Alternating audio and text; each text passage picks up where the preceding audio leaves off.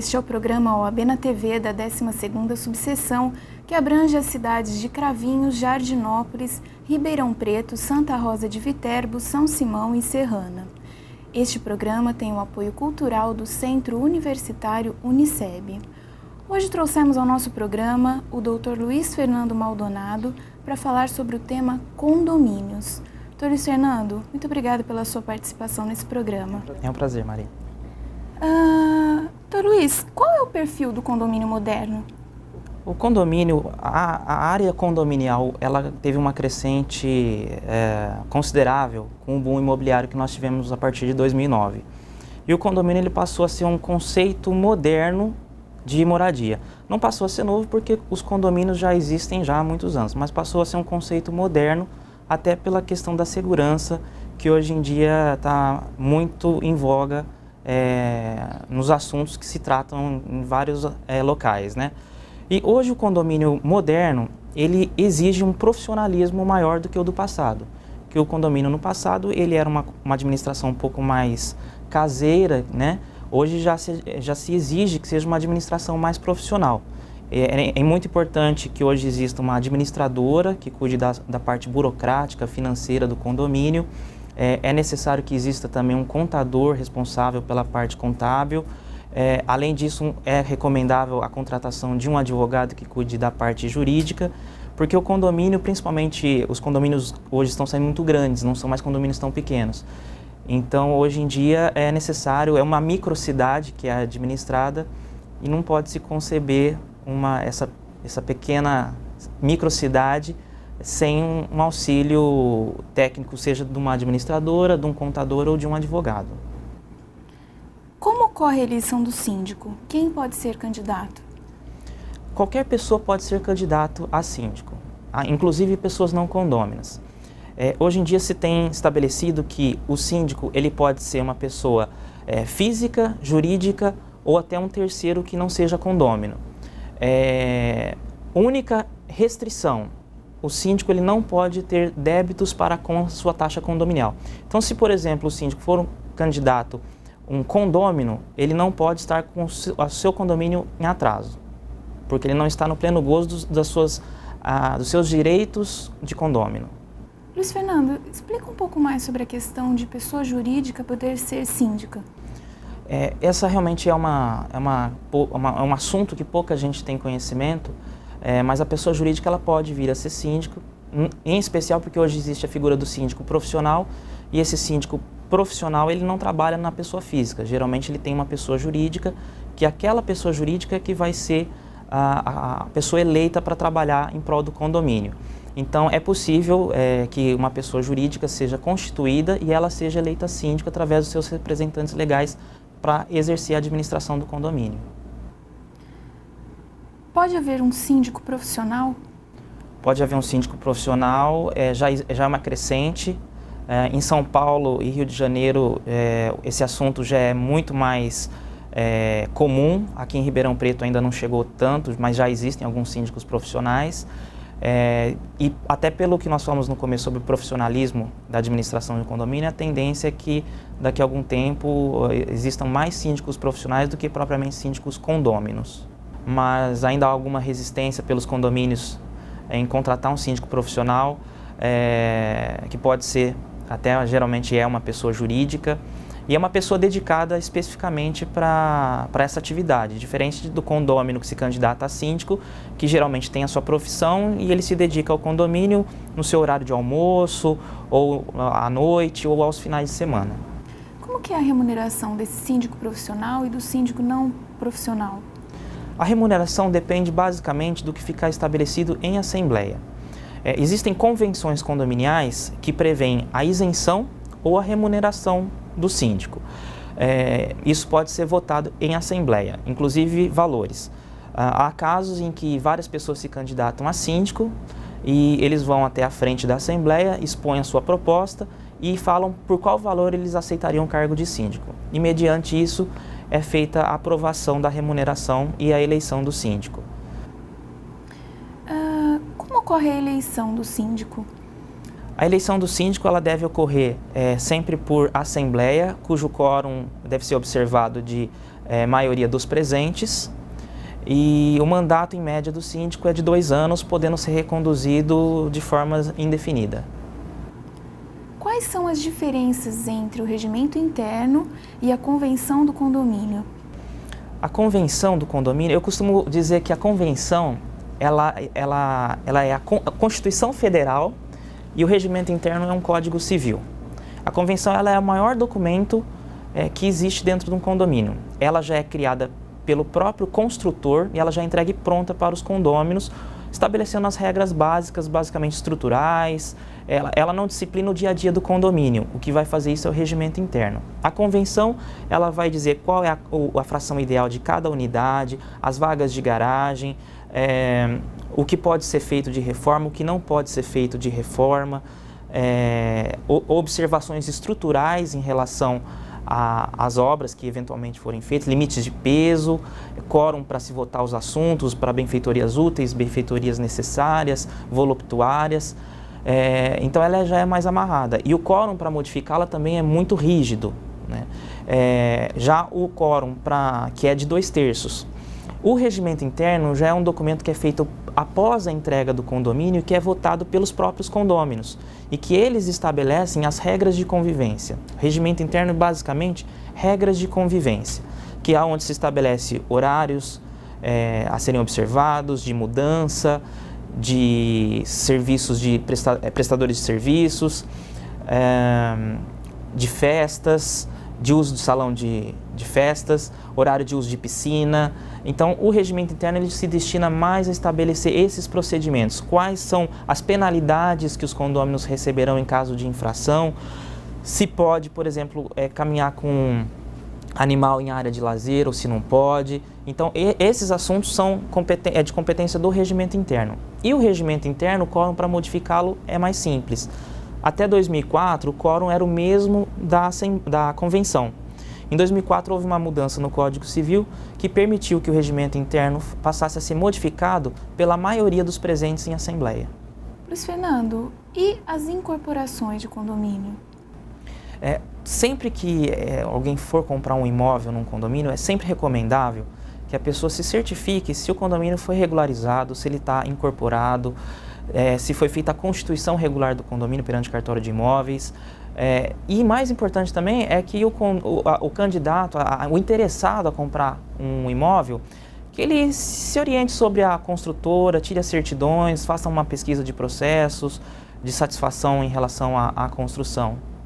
Luiz Fernando, e se o condomínio não for legalizado, mas existir de fato, e houver uma associação de moradores que passe a cobrar essa taxa pode se chamar condominial, ela é legal, é válida? Para que seja gerada a taxa condominial, vamos assim chamar, é necessário que o condomínio esteja regular, para que ele exista no mundo jurídico.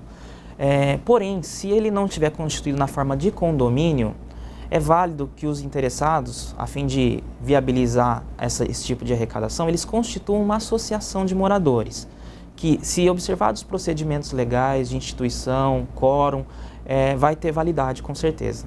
O que ocorre em caso de inadimplência? É possível aplicação de multa, de juros? É possível. A inadimplência, ela é sempre um assunto muito polêmico em qualquer condomínio, porque ela é geralmente o que trava a vida do condomínio. Mas ela pode ser um problema e pode ser até uma solução interessante.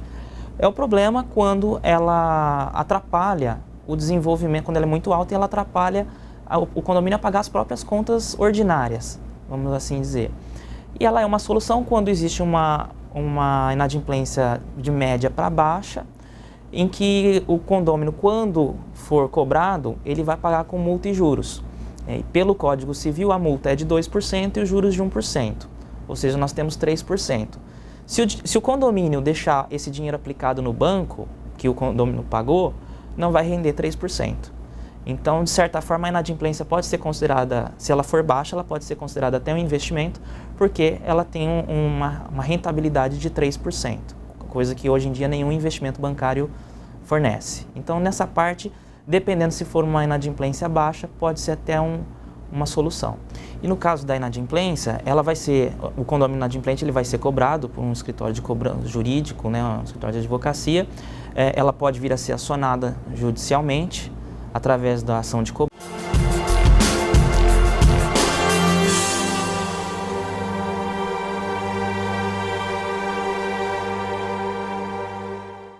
Estamos de volta com o programa OAB na TV, que tem o apoio cultural do Centro Universitário Uniceb. Neste segundo bloco, voltaremos a falar com o entrevistado, Dr. Luiz Fernando Maldonado. Sobre aquela ação de cobrança que falávamos no primeiro bloco, ela segue que rito? A ação de cobrança de taxa de condomínio, ela segue o rito sumário. Alguns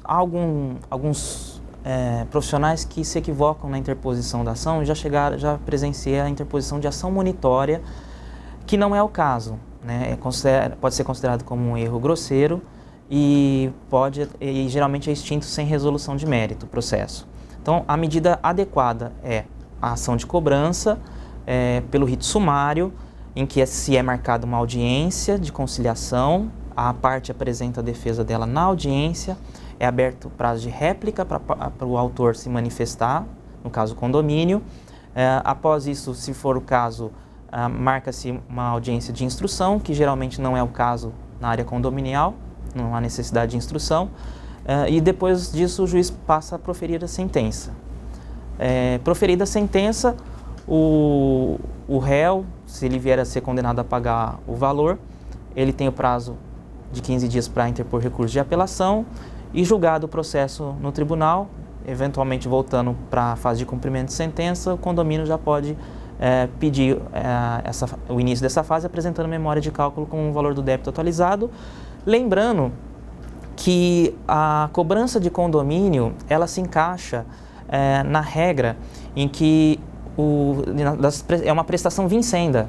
Então não há necessidade de se fazer uma cobrança de taxas que de repente não foram elencadas na petição inicial. A petição inicial ela não se limita apenas às taxas que foram relacionadas porque até o momento estavam vencidas. Se houver taxas vincendas durante o curso do processo, que às vezes o processo pode durar 1, 2, 3 anos, dependendo da complexidade do que for alegado e da resistência do réu, as prestações vincendas elas já englobam a condenação. Então não há necessidade de se interpor novas ações. Essa ação pode ser interposta no juizado especial cível? Olha, infelizmente essa ação não é possível no juizado especial cível, o que é uma pena mesmo, porque o condomínio ele é um ente sem fins lucrativos, embora exista arrecadação, mas é uma arrecadação destinada basicamente a pagamento de contas, mas infelizmente ele não se enquadra nas hipóteses da Lei 9.099 que permite que ele seja autor em sede de juizado.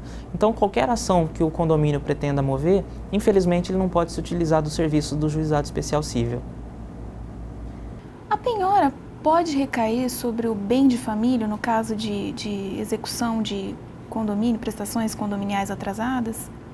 Pode, essa é uma das exceções da Lei de Empenhorabilidade do Bem de Família, que muitas pessoas acreditam, nem desconhecem realmente essa possibilidade de penhora, né? Se o condômino vier a ser condenado a pagar, houver resistência, chegar à fase de cumprimento de sentença ou execução e chegar ao ponto de penhora do imóvel, esse imóvel pode ser levado à asta pública e vir a ser rematado, porque uma das poucas exceções da empenhorabilidade do bem de família é a dívida decorrente contraídas do próprio imóvel, né, como taxa condominial, IPTU, também nesse caso pode vir a ser penhorado o imóvel sim. É possível enviar a dívida dos inadimplentes para protesto? Esse é um assunto bem controverso, inclusive na jurisprudência, porque nós temos no estado de São Paulo uma lei estadual de 2008 que estabeleceu que poderia ser enviado para protesto a taxa condominial vencida. Porém, houve a interposição de uma ADIM, ação direta de inconstitucionalidade, e que foi reconhecida a inconstitucionalidade dessa lei paulista. Então, hoje em dia, não existe uma lei que regule o protesto, porque foi considerada inconstitucional, não pelo conteúdo em si, mas pela iniciativa legislativa, né, que não caberia ao Estado legislar a respeito dessa matéria. Então, hoje em dia, os cartórios de protesto mesmo não estão aceitando os protestos, porém, existe uma alternativa que tem se mostrado positiva, que é a inclusão dos devedores no Serasa. O Serasa, ele disponibiliza um serviço para a inclusão de inadimplentes de condomínio.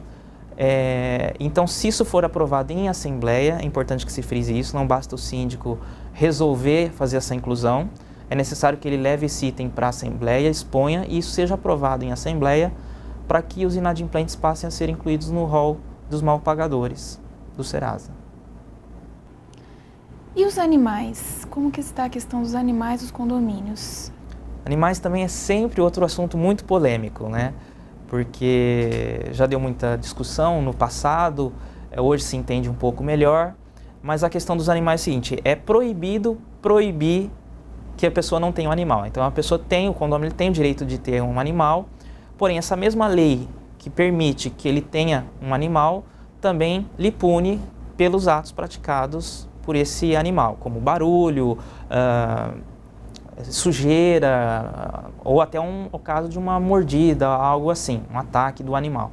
Então existem as duas vertentes, é permitido ter animal, porém a pessoa ela pode vir a ser penalizada pelos atos praticados por esse animal. Lembrando também que é permitido se regulamentar a forma de condução do animal dentro do condomínio.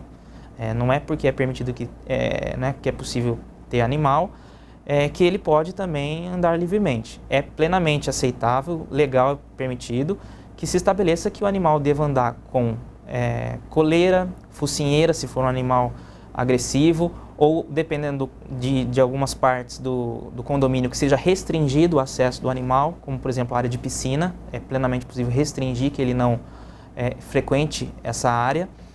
Além do que pode-se recomendar, pode-se estabelecer também que o animal ele ande dentro de bolsas ou no colo e não no chão em certas áreas do condomínio também.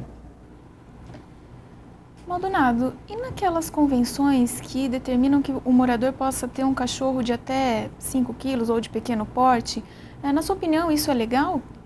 Esse assunto também realmente é outro embate também na vida condominial. É muito divergente esse assunto até na própria jurisprudência. Não só nisso, porque também existem condomínios que limitam o número de animais por unidade. Às vezes 2, 3. Há julgados que entendem que é legal a limitação do tamanho do animal, mas a maioria entende que não é possível limitar o tamanho do animal. Porém, se o condomínio tiver uma regra de que o animal deve ser carregado no colo em determinadas áreas, logicamente o animal um pouco maior vai ter essa dificuldade e aí ele não vai atender às regras do condomínio. O mais importante em si não é o tamanho do animal, mas é verificar o histórico de agressividade que ele possa vir a ter, né, justamente por causa do uso de focinheira, que é recomendável. E alguns regimentos internos de condomínio costumam prever a obrigatoriedade de uso de focinheira para determinadas raças de animais. O que fazer em caso de barulho nos condomínios? Olha, viver em condomínio, hoje em dia pode ser considerado praticamente uma arte, né? Você abre mão, viver em condomínio, você abre mão de uma parcela da sua liberdade para entrar num mundo onde existem regras próprias, que você tem que se adaptar a elas. Que se você tem uma casa só sua, diretamente na rua, como existem há muito tempo, você é dono 100%, você faz o que você quiser, você mexe na fachada, se você quiser deixar sem portão, você deixa, se quiser deixar o portão aberto, você deixa aberto. Porém, viver em condomínio existe regra. E a pessoa, quando ela vai mudar para um condomínio, a primeira coisa que ela tem que fazer é se inteirar das regras desse condomínio. Não adianta ela querer entrar e querer mudar as regras lá dentro, porque já existe um regimento interno votado pelos demais condôminos estabelecendo as regras. Então, é muito importante que o condômino ele se atente a essas regras. E uma das regras mais infringidas em condomínio é a questão do barulho, principalmente no horário noturno. né? As pessoas falam muito, às vezes, em lei do silêncio, que na verdade, quando se fala em lei do silêncio, você está falando da lei de contravenções penais, que prevê que perturbar o sossego alheio é um crime é contravenção penal. Então, não é só o horário das 10 às 6 da manhã que o pessoal costuma dizer, né? Já vi casos em que a pessoa estava fazendo barulho durante o dia, excessivamente, incomodando todos os vizinhos, e ela foi alertada pelo síndico, ele falou que não ia parar, porque estava de dia e que a lei do silêncio era somente à noite. Não é bem assim. Como comentei na contravenção penal, perturbar o sossego alheio é uma contravenção. Então, essa regra vale para também durante o dia. Então, se houver um incômodo muito grande do condômino, mesmo que seja durante o dia, a tranquilidade dos demais condôminos, seja com uma festa, com música ou com uma própria reforma, esse condômino está sujeito às penalidades previstas no regimento interno.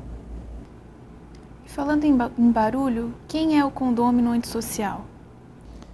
Condômino antissocial, ele passou a ser previsto no Código Civil, novo Código Civil, e não existe uma definição legal de condômino antissocial, o que é uma falha legislativa, e que isso passa uma dor de cabeça para os advogados e para o Poder Judiciário. Então, o condômino antissocial ele vai ser interpretado basicamente pelo juiz. Mas, via de regra, os julgados têm entendido que o condômino antissocial é aquele que reiteradamente infringe as regras do condomínio, não tem condutas morais adequadas ao regimento interno. Então, essa pessoa é considerado condômino antissocial. E esse condômino antissocial ele pode vir até a sofrer penalidades pelo próprio síndico, eventualmente pode-se convocar uma assembleia para aplicação de multas mais fortes, mais pesadas, né, a esse condômino. E existe também uma divergência a respeito da possibilidade dele ser expulso ou não do condomínio. Existe uma grande linha de jurisprudência que entende que o condômino pode vir a ser expulso sim do condomínio, mediante uma ação própria, logicamente, não é simplesmente uma votação em assembleia.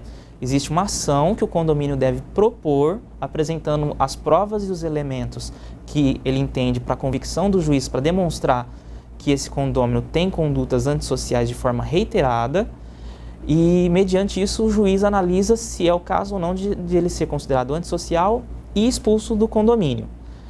Nesse caso, ele perde a posse direta sobre o bem dele. Essa repercussão. Ele continua proprietário, mas ele perde a posse direta. Ele pode alugar, ele pode ceder o imóvel, mas ele não pode morar lá.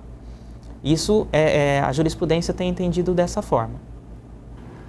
Fernando, muito obrigado pela sua presença, foi uma honra tê-lo nesse programa. Foi um prazer muito grande. Eu que agradeço. Este foi o programa OAB na TV da 12ª Subseção, que teve o apoio cultural do Centro Universitário Uniceb. Muito obrigada pela audiência e até o próximo programa.